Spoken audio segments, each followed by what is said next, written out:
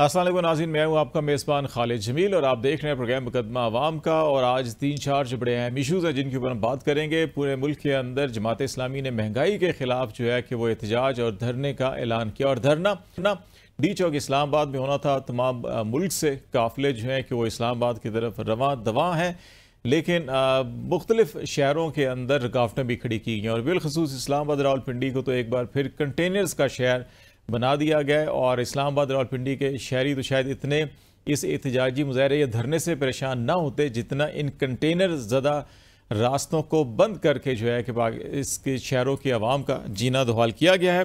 कुछ ये मामलात हैं और ये जो महंगाई और सारे माशी हालात, इसके नतीजे के अंदर जो बिगड़ती हुई सूरत हाल है वो भी होगा। और इसके साथ साथ फिर कशीदगी बढ़ती जा रही है सियासी जमातों के दरमियान। बिलखसूस PMLN में काफ़ी तलखी नज़र आ रही है चंद दिनों से, और जब से मखसूस नशस्तों का फैसला हुआ और उनके तमाम के तमाम जो अहदाफ हैं, तीर के निशाने हैं, वो पाकिस्तान तहरीक इंसाफ की जानिब हैं। अगर पाकिस्तान की माशी हालत जो देखी जाए वो कोई इतनी ज़्यादा अच्छी नहीं है, और अगर सियासी इस्तेहकाम नहीं आता तो ये माशी हालात मज़ीद ज़्यादा ख़राब होंगे। तो ये मामलात हुकूमत किस तरफ लेके जाना चाहेगी? अगर सियासी कशीदगी भी बरकरार रहेगी, महंगाई होगी, अवाम में बेचैनी होगी, सियासी जमातों में बेचैनी होगी, तो फिर मुल्क किस तरफ जाएगा? ये मामला है जिसके ऊपर हम बात करेंगे। हमें इस्लामाबाद स्टूडियो में ज्वाइन कर रहे हैं निसार जर साहब, पाकिस्तान तहरीक इंसाफ के रुकन असम्बली हैं।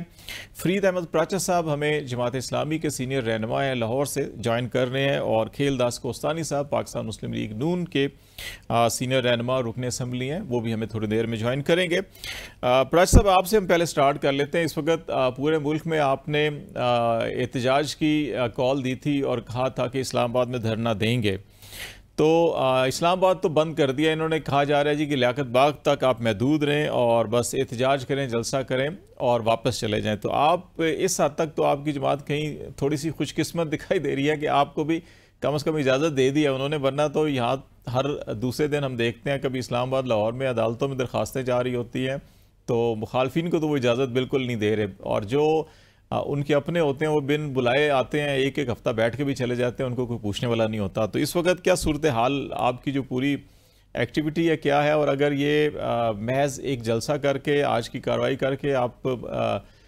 सब लोग जो है कि वापस घरों में चले जाएंगे या अपनी मंजिल तक ज़रूर आएंगे? जी बिस्मिल्लाहिर्रहमानिर्रहीम। खालिद जमील साहब, इजाजत कोई नहीं दी हमें। हमारे रास्ते में तो रुकावटें डाली हैं, कंटेनर तो हमारे लिए रखे हैं, गिरफ्तारियां हमारी 300 अफराद के घरों पर छापे मारे गए हैं, हमारे कई अफराद गिरफ्तार हुए हैं। गुजरात से मौलाना मुख्तार गुजराती साहब हैं, वो गिरफ्तार हुए हैं। काफी अफराद हमारे अहम तरीन शख्सियात गिरफ्तार हुई हैं। काफिले हमारे चले हैं अल्हम्दुलिल्लाह, सूबा खैबर से आ रहा है, मर्दान से आ रहा है, मुख्तलिफ इलाकों से आ रहे हैं। और वो जो कहते हैं जो दरिया झूम के उठे हैं तिनको से न टाले जाएंगे, तो किस किस को रोकेंगे? H8 में अब भी हजारों लोग जमा हैं और ये बढ़ता चला जा रहा है। इसलिए ये बात हुक्मरानों को समझ लेनी चाहिए कि आप कौम के साथ कट के लोगों के दुखों पर निमकपाशियां करके, उनको महंगी बिजली दे के, उनकी लूट मार करके, कैपेसिटी के नाम पर ये सारे के सारे सियासी मफादात लेने वाले खानदान हैं। इन्होंने करोड़ों रुपए, 6000 अरब रुपया इस कौम का लूटा है इन्होंने पिछले दिनों में। एक साल में 2185 अरब रुपया किस चीज का? अपनी बंद दुकान का, कि आप माल लें न लें, हमने आपसे पैसे लेने हैं, आप लेंगे तब भी लेंगे, नहीं लेंगे तब भी लेंगे। टोटल 13,000 मेगावाट हमारी जरूरत है और यहाँ हमें मिल रहा है, और पैसे हम 46,000 मेगावाट के दे रहे हैं, 3 गुना पैसे दे रहे हैं। तो कोई जुल्म की इंतहा है। अब इस बात को हुक्मरान अगर नहीं समझेंगे तो फिर धरना तो घर घर पहले ही मौजूद है।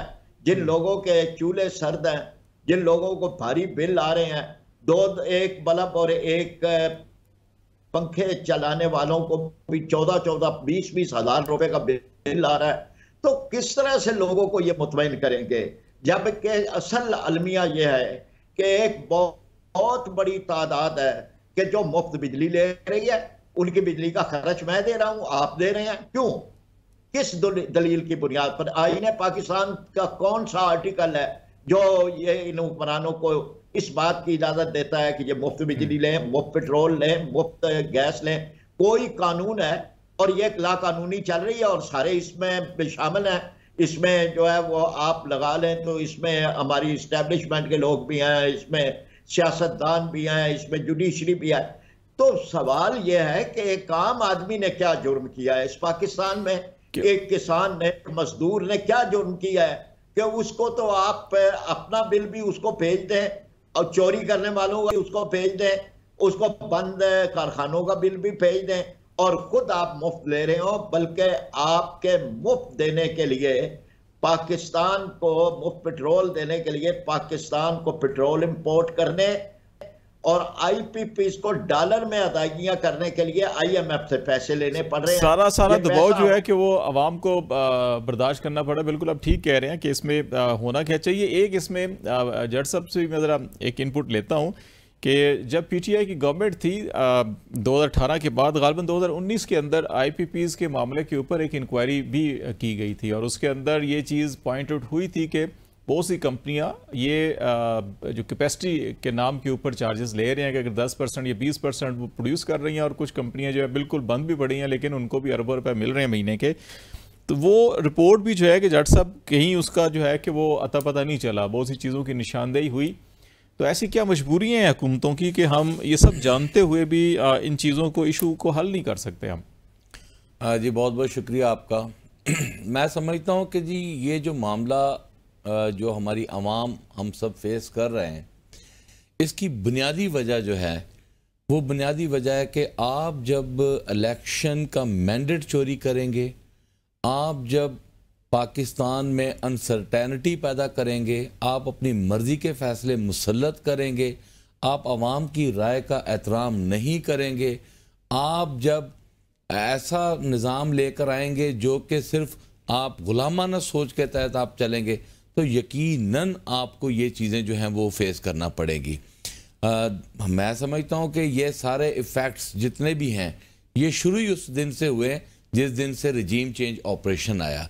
सियासी आपका एक अनस्टेबिलिटी आई, पाकिस्तान में रजीम चेंज ऑपरेशन हुआ, उसके बाद जो ईवान में बैठ के फैसले हुए और वो फैसले पूरी दुनिया ने देखे, फिर आपने इदारों को लड़ाया, इदारों को मुलव्वस किया, मुलव्वस करके अवाम के सामने लाकर खड़ा कर दिया।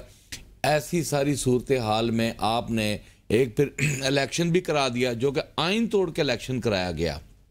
पंजाब हुकूमत का KPK का आपने इलेक्शन नहीं करवाया, 90 डेज़ में आपने एक इलेक्शन कराया, फिर फॉर्म 47 पर आप मुसल्लत होकर आए और आकर आप अवामी फैसले कैसे कर सकते हैं? ये बुनियादी तौर पर आपको बताने का मकसद ये अनस्टेबिलिटी इसकी वजह से आप अवामी जो ताकत, जो अवाम की जो ताकत है उनको आप सामने रखकर फैसला करने में नाकाम हो जाते हैं। अच्छा, ये जो मौजूदा सेटअप है ना सारा, इसके अंदर तो बिल्कुल बजा ठीक आप बात कर रहे हैं, लेकिन असल प्रॉब्लम ये है कि मैं ये कह रहा हूँ कि आपकी जब हुकूमत थी उस वक्त भी IPPs का मामला, इसमें दो फैक्टर्स हैं। एक है अच्छा जी आपकी जो गैर मुल्की कंपनीज हैं आपने उनके साथ मुआहदे किए हैं, अगर आपको उसको एग्रीमेंट को ख़त्म करते हैं तो वो शायद आपको इंटरनेशनल फोरम के ऊपर भी आपको ले जाएंगे, आपको भारी जुर्माने अदा करने पड़ेंगे। एक होता है आपकी जो प्राइवेट निजी कंपनी लोकल, और दूसरा सरकारी।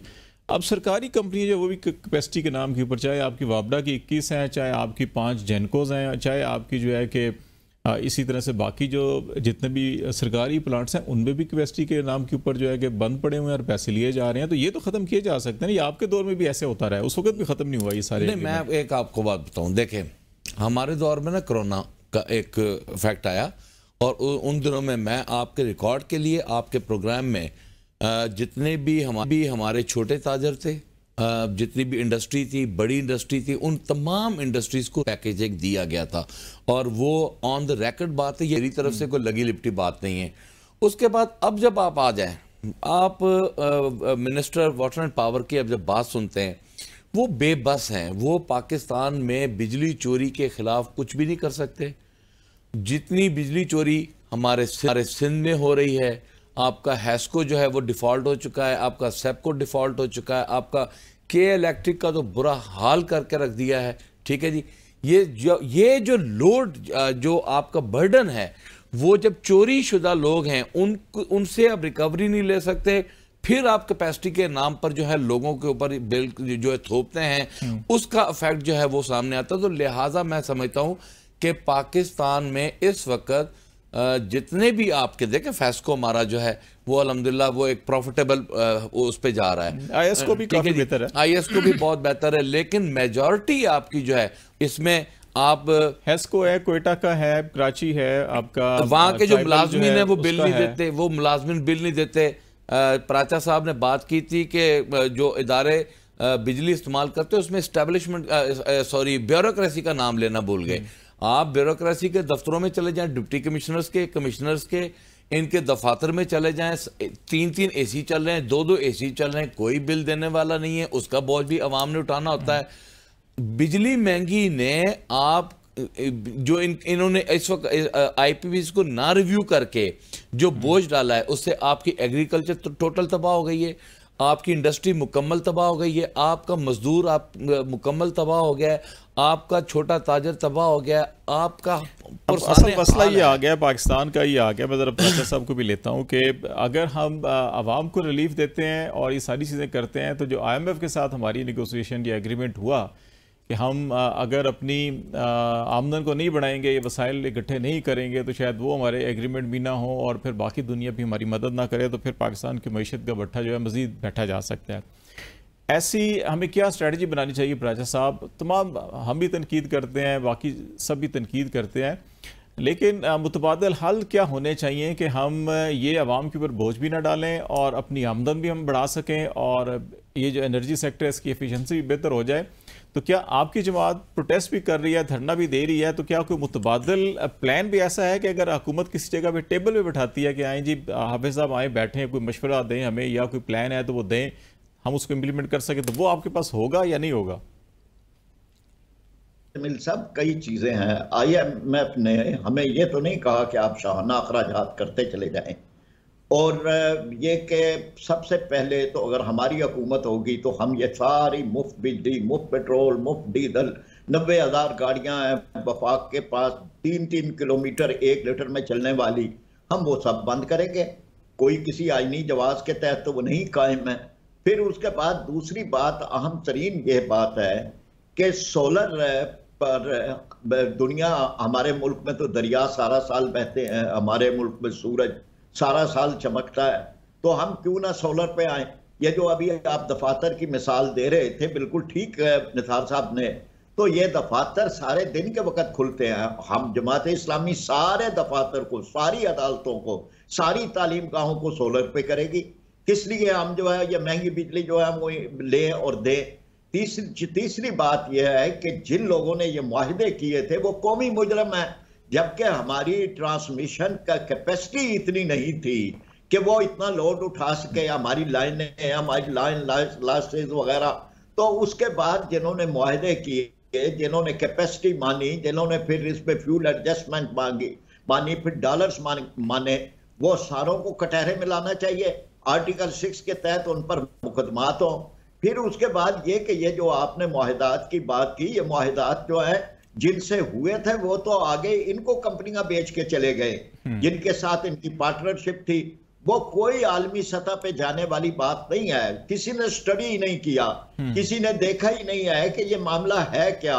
अब मैं कोई अब आलमी अदालत में जाने की नहीं है जरूरत, ये तो सारे लोकल हैं। और जिन लोगों से था उनके साथ एग्रीमेंट में ये भी था कि वो यहाँ इन्वेस्टमेंट लाएंगे, तो वो कितनी इन्वेस्टमेंट आई है हम फरोजनक ऑडिट करवाएंगे।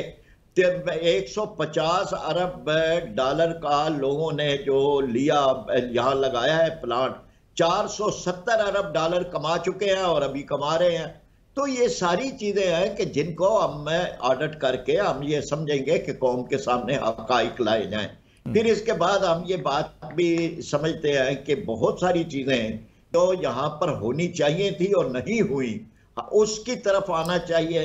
हल तो मौजूद है यानी सारी चीजों का। और उस सिलसिले में अगर हम इंडस्ट्री की तरफ आते हैं, यही जो जिनसे बिजली ये कैपेसिटी है के ले रहे हैं, इनको पैसे ले रहे हैं, इनसे बिजली ले, इंडस्ट्री को डेवलप करें और इंडस्ट्री को वो बिजली दें। अब मैं ताकि यह है कि वो इंडस्ट्री वाले अपनी बिजली लगाने के बजाय इनसे हम बिजली लें और इनको दें, चाहे पैसे तो ले रहे हैं, मुफ्त के पैसे ले रहे हैं, फिर बिजली क्यों ना हम इनसे लें। तो बहुत सारी चीजें हैं कि जिसकी तरफ आएंगे, हम कर्जे नहीं लेंगे, ये कर्जों की वजह से ये बुरे हाल है। और लेकिन प्रयास साहब कर्जा हमारी नहीं लेंगे तो जरूरत कर्जा अदा भी कैसे करेंगे, शायद बड़ी मुश्किल पैदा हो जाएगी। एक ब्रेक ले लेते हैं, ब्रेक के बाद वापस आते हैं तो जरा इसी माशी मामलात और कुछ सियासी मामलात पर बात करेंगे। और खेलदास गोस्तानी साहब तो शायद हमें ज्वाइन नहीं कर सकेंगे, जनरल अब्दुल क़य्यूम मलिक साहब जो है PMLN की तरफ से, वो हमें ब्रेक के बाद ज्वाइन करेंगे, उनसे भी पूछेंगे ज़रा उनकी हुकूमत इन सारे मामलात को कैसे देखती है और क्या कोई आवाम के लिए मुश्किलात कम हो सकती हैं या इसमें मज़ीद इजाफा होगा। ब्रेक के बाद बात करेंगे, हमारे साथ रहेगा।